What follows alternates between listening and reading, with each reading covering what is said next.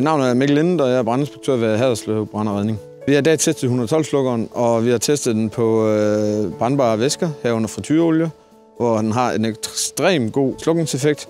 Vi har testet den på faste stoffer, sofa, træ og deslige. Vi har testet den mod elinstallationer, kaffemaskiner, mikrobølgeovner og sådan nogle ting. Computere.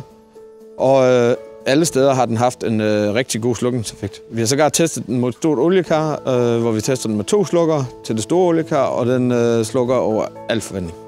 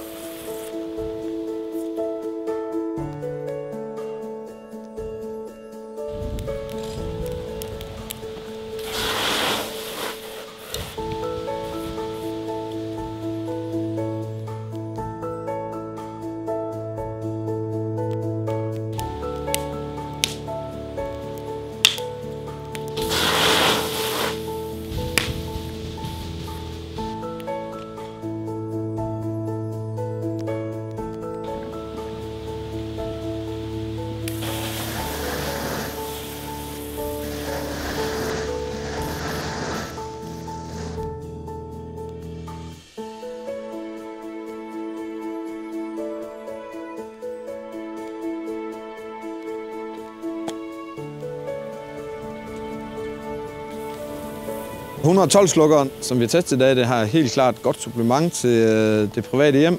Den kan slukke mange af de her brande, som opstår på komfurer og andre steder, fjernsyn, tv, i private hjem. Og den har en rigtig god slukningseffekt på de ting.